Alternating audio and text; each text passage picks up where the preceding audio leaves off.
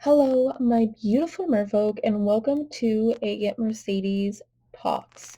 So we haven't had a Mercedes Talks in quite a while. I thought it would be a nice break from all of my Pokemon content, and I have something that I want to talk about. I started writing up this script while we were going down to North Carolina, um, and it is ready today. Mostly recording it today and not recording Pokemon because I didn't want to wear my headphones because I really wanted to show off my Derber earrings. I got them. We were at the Apple Festival and I found these and like I'm obsessed. I got 3 different earrings from this small brand. It is Manduka Moon. They specialize in handcrafted jewelry and unique accessories. So I will link them below. They are on Facebook, so I will link them below. But they're very local. I thought they were just local to Virginia, but they're like right around the corner from me, which is really awesome. So I will link their Facebook. What else is there to say? But if you are new to my channel, welcome. I am Mercedes. This is not my natural hair. I feel like it's pretty obvious, but I am wearing a wig. You can kind of see it underneath my wig. But I really wanted to show off these earrings. Like I said, they're so cute. And yeah, so that's it. Look at these little mushrooms. They're adorable. Um, but yeah, I post a little bit of everything.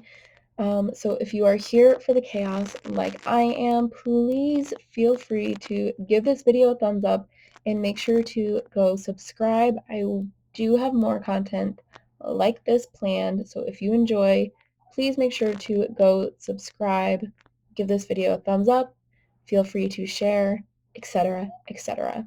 So let's go ahead and get into it. So today we are talking about similarities between MLMs and influencers.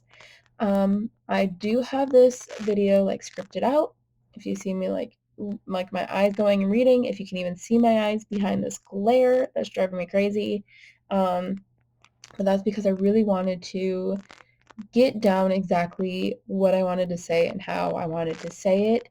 I will not be inserting any clips into this video, so it's strictly going to be just like a opinion piece type video. But if you are looking for similar videos or videos with more examples and clips and things like that, I will link all of my favorite creators below. So let's do this. First, let's talk about what an MLM is and what someone in an MLM company does. If you are not familiar, MLM stands for multi-level marketing. However, people within MLM companies will try to avoid calling their company an MLM because of the negative stigma around the acronym. I wonder why that could be. Instead, they might call it direct marketing, direct selling, social selling, network marketing, referral marketing, an e-commerce business. That's like one of the new ones, which is ridiculous because that definition could fit any online business basically. And the list really just goes on. Pretty much as people catch on to their new misleading names, they will create new ones, all of which are just synonyms used by the reps as a form of deceptive marketing to try to recruit others into their company. I'm going to apologize in advance if you can hear my son squeaking or anything. I'm trying to put him down for a nap, so we'll see how that works. So multi-level marketing companies have been around for decades. Some have been around so long and have gotten so big that they've become somewhat of a household name. Tupperware, Mary Kay, Avon, Cutco, or Vector Marketing are just some examples. Then there are companies that are so new and still forming as we speak that you may not have even heard of them yet, such as Awakened, Elamir, Savvy, and then, of course, there are the companies in between. All this to say, you've most likely had an experience with an MLM in one form or another, even if you didn't know it was an MLM at the time. Now, what does someone in an MLM do? MLM reps will boast about how great the products are in their company and how wonderful it is to be their own boss. But the truth is, when someone joins a multi-level marketing company, they become a 1099 employee or independent contractor, meaning they are not an owner of a business. They don't just assume ownership of the company when they join it. For example, if I were to join Beachbody as a coach, as they call the reps and distributors, I do not automatically become an owner of Beachbody. In fact, there are still limited allowances with joining an MLM, such as not being allowed to share their workouts or meal plans, even though many reps will violate these policies. As a 1099 employee, the goal should be to make a livable wage from commission of product sales, right? That just seems logical. Wrong. According to the FTC, 99% of people who join an MLM will lose money. There are several reasons for this, such as having to purchase a starter kit, low commissions, oversaturated markets, and the biggest reason being recruiting. Someone in an MLM company might try to convince people that they are trying to recruit that it is possible to make a supplemental income with an MLM just by making sales, which is not always the case, or really isn't the case, but you can earn commission, but most companies lock the higher commission rates and bonuses behind higher ranks that are only achievable by recruiting others into the company. If the MLM pays you based on recruiting new distributors, it's operating as a pyramid scheme. That is per the FTC, a federal agency protecting consumers and competition by preventing anti-competitive, deceptive, and unfair business practices. So, how are MLMs similar to influencing? People in MLMs will often try to appeal to aspiring influencers by suggesting or outright stating that you can become an influencer by joining their MLM. When you become a rep, distributor, coach, or whatever made-up title they've created, they promise coaching that will help you grow your social media, scale your business, become your best self, and help millions of people do the exact same thing. An influencer is someone with a large presence in a specific niche or industry and has influence that makes them a useful launching pad for brands. So as we move into my examples, I had originally thought about separating them by similarities and dissimilarities. But I feel like as we go through each of these points, we are going to cover both the similarities and dissimilarities within each of these points. So we're just going to go through this list together as it is. 1. Anyone can become an influencer just as anyone can join an MLM. However, influencing is not for everyone, and in my opinion, being in an MLM shouldn't be for anyone. In order to grow your audience on social media, it is highly suggested that you niche down, create valuable, engaging content, engage with your target audience, and grow your audience over time. But if you know me, I refuse to be put into a box. I am here for the chaos, and if you are too, why haven't you hit that subscribe button yet? Go ahead, I'll wait. Go hit that subscribe button. Give this video a thumbs up, and then we'll keep going. Waiting. All right, let's go. 2. You don't need to have a massive following to get started. On the influencing side, brands will work with influencers of many sizes. A micro-influencer is the size most will fall under and covers accounts between about 1,000 to 100,000 followers. Anyone with 100,000 to 1 million followers is considered to be a macro influencer, and anyone above 1 million is a celebrity. Of course, these numbers are kind of subjective and may differ depending on the kind of list that you find online. Brands will often work with micro-influencers. The types of collaborations you can land will depend on your follower size and engagement rate. But typically, 1,000 to 5,000 followers will get you more product collaborations or product in exchange for posts. And you can start earning money, or at least earning more money per post, around 5,000 or so in my experience as an influencer. For someone in an MLM, you don't need to have a big following, but a loyal following is key, as you're often encouraged to make a list of like 100 people to try to pitch the opportunity to, aka recruit. 3, it is helpful to grow a large and loyal following. Both an influencer and an MLM rep will want to grow their following, but for different reasons. An MLM rep might want to grow a larger and loyal following in order to recruit more people into their MLM so they can make more money based on the work of those under them and try to rank up in the company.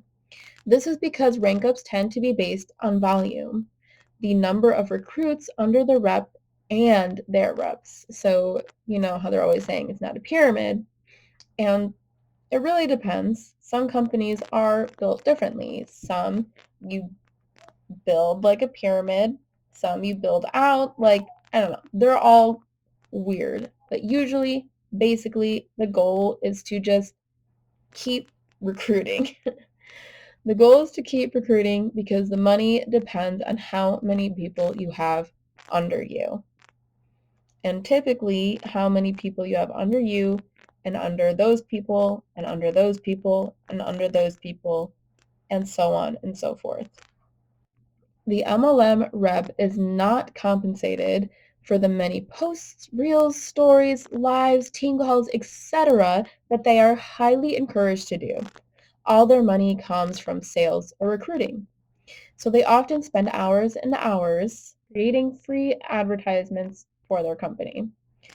As an influencer grows a larger following, they can land larger brand deals and make more money, hopefully working less. So as you grow as an influencer, the goal is to land bigger brand deals so that you can do less brand deals and, like I said, be working less. That is typically the goal. Of course, depends for every influencer. Influencing is already a very unregulated market on its own. I could make a whole nother video about that. Maybe I will. But that is the goal. And you are paid and compensated for those posts that you do for brands. I'll say paid or compensated in some way, unlike being in an MLM where you're basically paying to make those posts for the brand. And we will get more into it as we keep going here. So let's move on to 4. While we're talking about brands, we'll talk about brand deals and affiliate marketing. Affiliate marketing is defined as a marketing arrangement by which an online realtor pays commission to a third party for traffic or sales generated from its referral. And this comes from Oxford Languages. So just Google search affiliate marketing definition. And I did tweak it just a little bit to say third party instead of, it said like websites.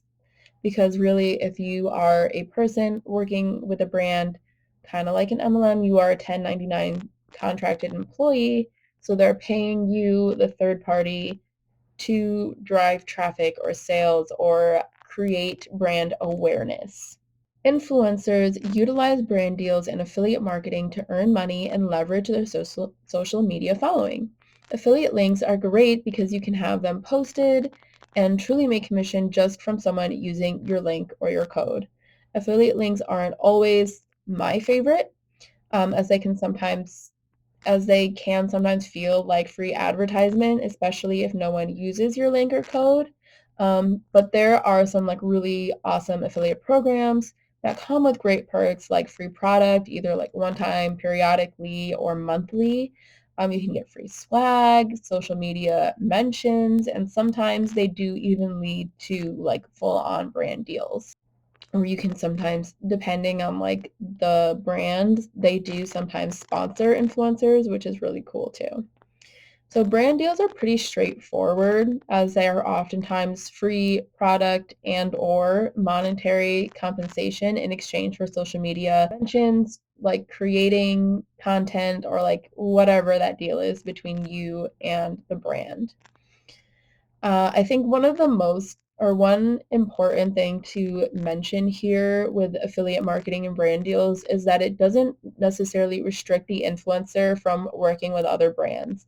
In some cases, brands might request that influencers not work with competing brands, at least for the duration of their collaboration together, but not always, and terms can be negotiated. However, with an MLM, more often than not, they don't allow their reps to work with other MLM companies. Again, this is not always the case, but it is often the case. Take Monet, for example. In their terms and policies, they do not allow their reps to work with other MLM companies, and you cannot post about competing hair or body care products while actively promoting the brand. And that is straight from Monet. If I can find that, I will put that screenshot on here, but I do know that from personal experience, having signed up as a market partner with them in the past, and I had signed up for the discount on products, y'all. But that is a story for another day.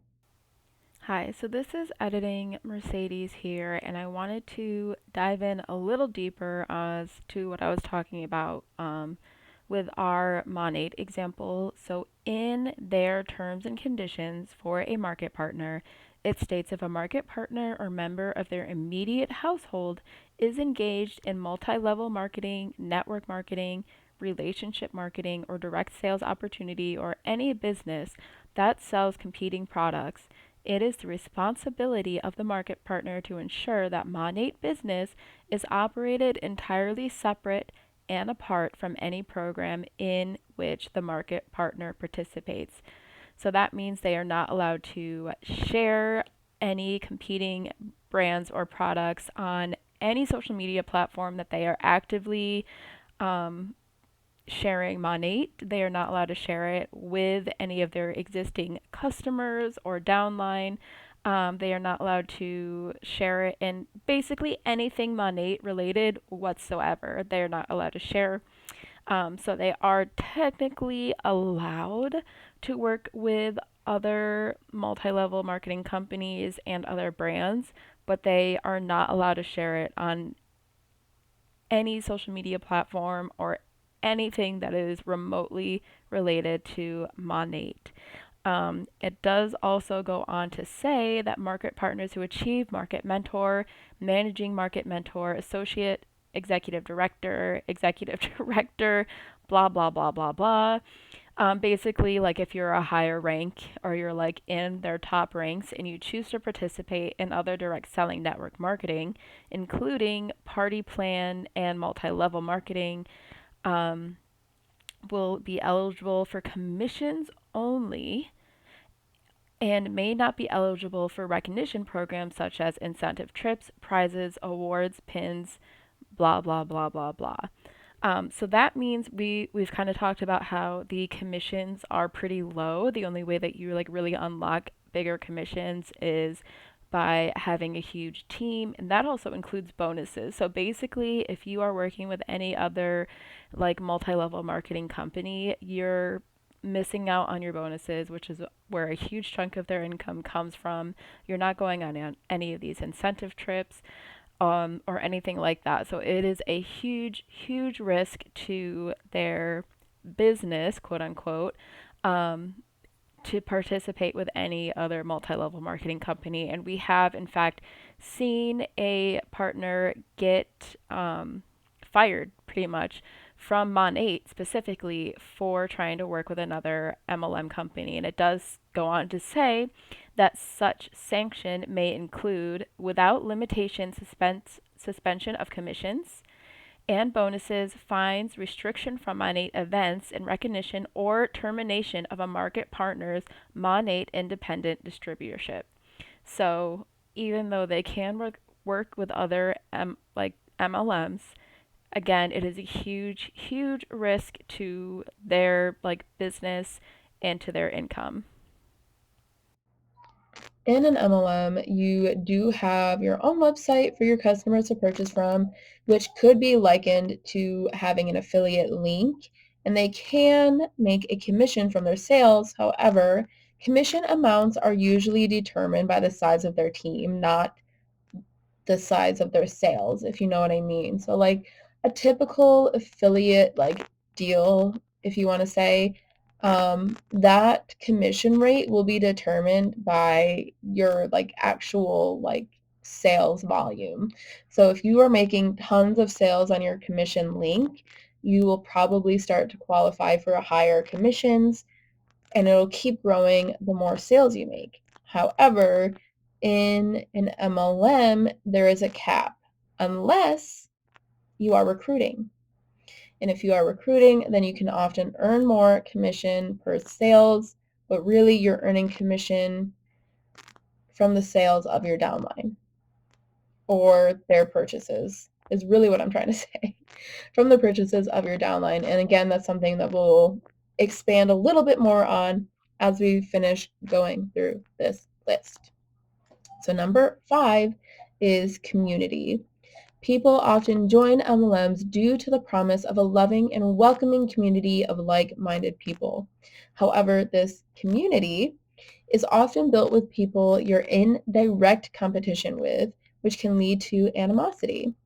The community often love bombs new recruits, meaning to lavish someone with attention or affection, especially in order to influence or manipulate them, and pretends to love and care about them until they begin to question the MLM, their upline, or mentor, or they decide to leave. That is because these friendships are often conditional. They are counting on the recruits to do well and do as they say in order to rank up in the company and earn themselves more money. As an influencer, you might find yourself a part of a few different communities, one of which being the one you made yourself of other people in your niche who you engage with and or engage with your content. Another community an influencer might be a part of is an influencer community. Whether they found this community naturally, which you certainly can because there are just so many influencers, um, or with unethical growth practices. So we're going to talk about some of these practices here in a minute, but I also got into them more in my Mercedes Spills the Tea. So you can check out that video here, right up here. But regardless of how the influencer found that community, it is great to network with other influencers. You can learn from them, you can share contacts, refer each other to different collaborations, etc. The community and friendships can be really beautiful and mutually beneficial.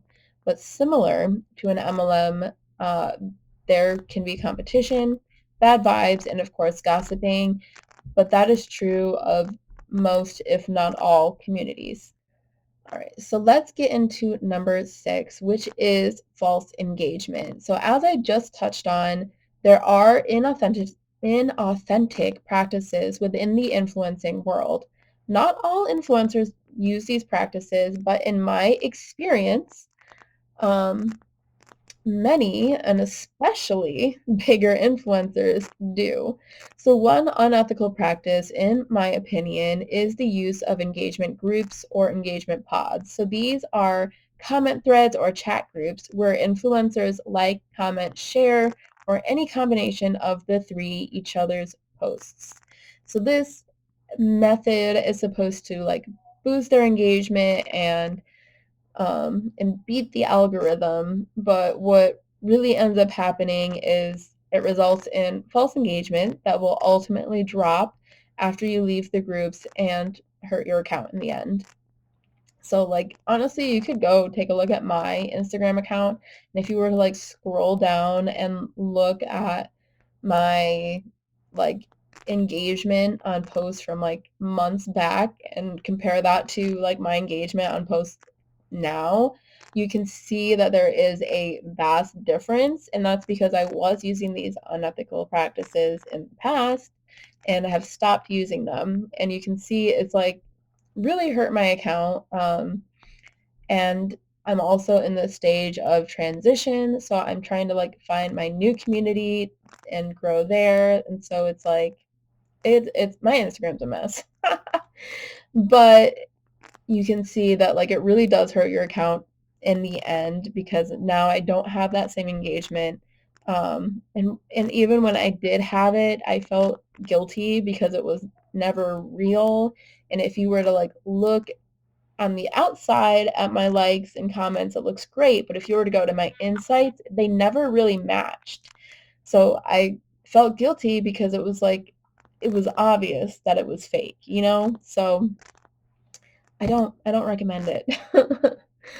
But likewise, people in MLMs often comment and engage on each other's posts and stuff. So it's very similar because they're just commenting and engaging on each other's stuff. So it's not really reaching outside their community. So it looks like they're more popular than they actually are. Like some influencers, they do this to try to beat the algorithm and try to appeal to new victims, I mean recruits. Um, and typically all this does is create a closed community or echo chamber where the only people that they are communicating with are other people in the MLM, which can be very, very unhealthy and will just touch, like literally we're just scratching the surface in this video, but we'll touch a little bit on why that is. So number 7 is constantly living on social media. So I feel like influencers and people in MLMs both spend their lives glued on their phone. This is from my experience. I'm speaking my truth on the influencer side, um, because, like I said, this was my experience. But I feel like they both spend their lives glued on their phone and are putting their lives on social media. So in my experience and further recommendations of self-proclaimed influencer experts that I followed, many influencers spend all day engaging, following, creating content, sharing their lives on stories, reaching out to brands, and more. I myself spent so much time on my phone every day that I felt like all I ever told my daughter was like, hold on, honey, mommy's working. Like, I felt like I said that all day, every day. So much so that my daughter Kiara would grab my phone and say, I'm working like mama. And that's what I was showing her, you know? So I didn't feel great about it. I didn't like that. And that's kind of why I am where I am now. I don't post nearly as much on social media anymore, like if at all, especially not on Instagram. I literally spent so much time on it that I'm like triggered just opening the app most days. So, but yeah, so that was my experience. And I can't speak for all influencers, but the ones that I did like know had very similar experiences to mine. And some of them still have that experience like right now. So, um, but like me and my other fellow influencers, people in MLMs are often glued to their phones, working on social media, cold messaging tons of people in hopes that maybe one person will say yes. Even though they will boast all the time about freedom, about time freedom, and sometimes location freedom, the truth is they spend all their time working on the business, even putting the business before their family, who the business was supposed to open up more time for, which just sucks. So that leads us right into point 8, which is time freedom. Even though influencing can take up a lot of time and sometimes feels like it can take over your life, it doesn't have to. The methods I used at the recommendation of accounts larger than mine were unethical, they're frowned upon, and are very time consuming. And like I said before, they ultimately just hurt your account in the end. So even though I felt a pressure to use these methods to grow my account, to grow on social media, You don't have to use these methods. And in fact, I highly suggest you don't. But the truth is that like influencers get to decide how much time they spend on their account each day engaging with their target audience, growing their account organically, and creating content. And there are lots of tools for influencers to use to make it easier and to spend less time day to day. For example, honestly, like batch creating is such a great way. Planoli is one of my like favorite sites to use to like schedule out content, and just getting stuff like done ahead of time really helps save time like in the long run from my experience.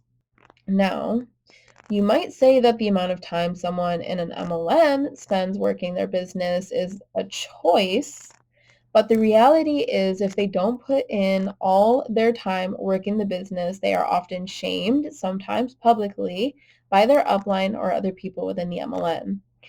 They are led to believe if they aren't making money or recruiting enough people, it is their own fault for not working hard enough.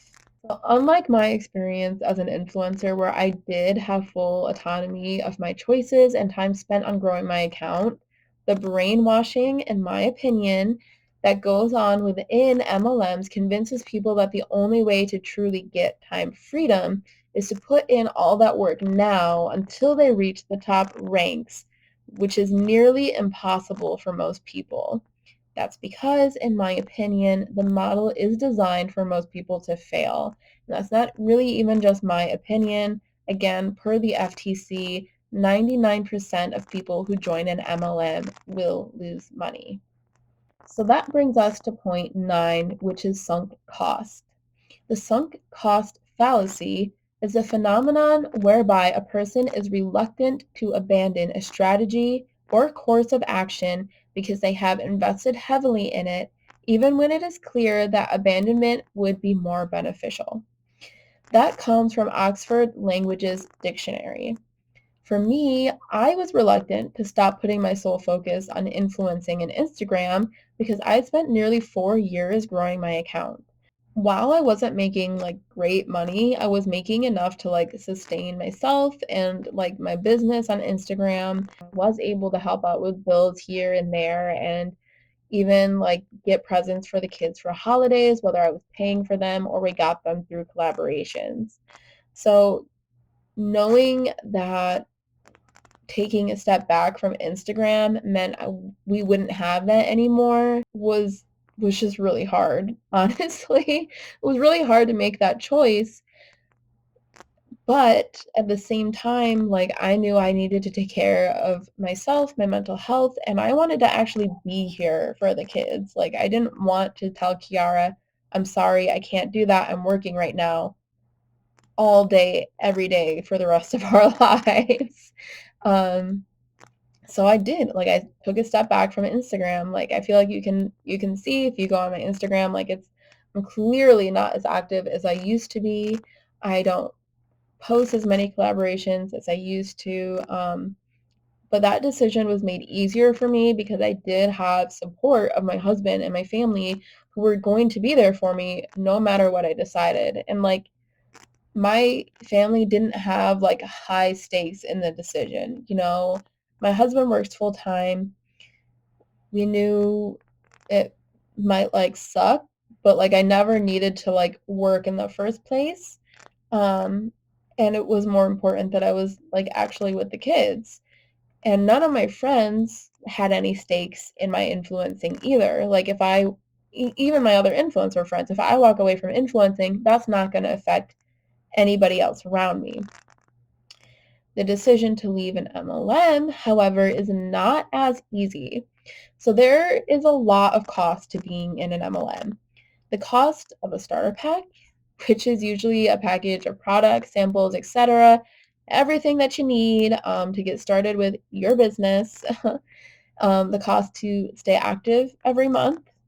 In an MLM, there is usually a monthly personal volume requirement to stay active or to receive a paycheck. Yes, you have to pay in order to get paid. Just let that like sink in. Like, oh boy. You've got your yearly cost of your free website where customers can order products, the cost of time. When in an MLM, you'll often sacrifice a lot of your time trying to get your business off the ground, to grow, to keep growing, or even just sustain where you're at in your business. Plus all the time for like leadership trainings and all the different trainings that it seems like they have going on literally all the time that you have to be on or you're not working your business. So when someone starts to think about leaving an MLM, they'll think, well, I've already invested all this time. I've invested all this money. I can't quit now. Plus, all my friends know I do this, and probably all their friends are in the MLM. So they feel like they can't quit because then they'll look like a failure. They're going to be letting down their friends. And if any of their friends are dependent on them for their paycheck, they're going to be losing those friends. Okay? Because it's not just like a disappointment, that their decision directly affects other people within the company, which is one of the really big problems, in my opinion, about an MLM. Again, if I decide that I don't want to influence anymore, that's not going to affect any of my other influencer friends. Okay? And that's not going to affect the brands as long as I finish off any brand deals that I have. That doesn't affect anybody except for me and my family. But in an MLM, all your friends and family are within that MLM typically. And so that affects everybody that's around you. And so that's part of what makes leaving an MLM so hard. And not just the fact that it affects everybody around you, but the fact that they're constantly telling you that if you aren't making money, if you aren't recruiting people, that it is your own fault. You're not working hard enough. You're not putting enough into this. And if you leave now, then you're a failure. And just know that you failed because you didn't work hard enough. So you just keep thinking, well, I'll just keep working this. I'm going to work harder. I'm just going to keep trying. And then you're just like in this vicious cycle of shame and guilt. And some people dig themselves in so deep, it truly seems impossible to get out. So I'm going to pause here. This like I'm ad-libbing here, but I just want you to know that you can get out. Okay. It feels impossible, but you can do it. So many other better communities and being part of one that is conditional. Okay? You want unconditional love and friendship. So don't push away those people who love you unconditionally for the people within this MLM who will turn their back on you if you leave. Probably. Okay? In my opinion. So let's move on to our last point, number 10, recruiting. Finally, the biggest difference of them all. In an MLM, the goal is to recruit more people into the MLM in order to grow. In fact, your success in an MLM depends on it. People become dollar signs and just a means to grow and advance your own ranks. As an influencer, I've never had to recruit another influencer, nor do I want to. Okay, people tell me they want to be an influencer. I'm like, oh God, don't do it. It's literally what I say because I hate it. I like doing YouTube right now. This I've actually been enjoying a lot. I feel more freedom here. But when I was on Instagram, like I actually like hated it. I hated Instagram. I'm like I kind of just have it to have it at this point because I did work so hard, but yeah, I don't really give a shit about Instagram. So that's the end of my list, of my spiel. Comment below if you think I missed anything. I wanted to create this because I myself have been consuming a lot of anti-MLM content, and I did see similarities between influencing and being in an MLM. And I kind of wanted to make this list for myself or for anyone else um, who may have saw some of these similarities, but I also wanted to create it as a reminder that like the biggest dissimilarity are the recruiting and the like cult mindset, in my opinion, and there's just so much. um yeah, let me know if you enjoyed this video. Last time I'll say it, but please give this video a thumbs up. I would really appreciate it. I'd love if you could subscribe. I do actually have more anti-MLM content on the way, if you can believe that. I, for so long, was like, I'm not doing it, I'm not doing it, I'm not doing it. Here I am, I'm doing it. I'd really like to do MLM horror stories though. So if you have any stories that you would like to share, and honestly kind of want to expand that out to not just MLM.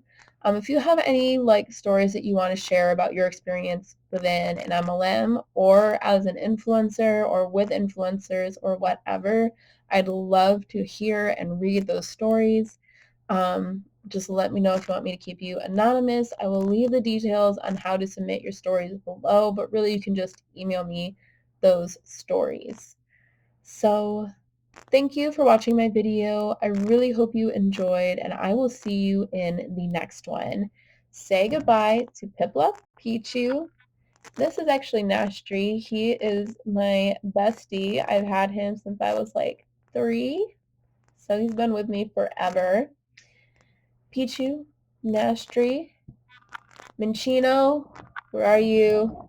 And last but not least, Kirobiros, the Guardian Beast. I will see y'all next time. Bye.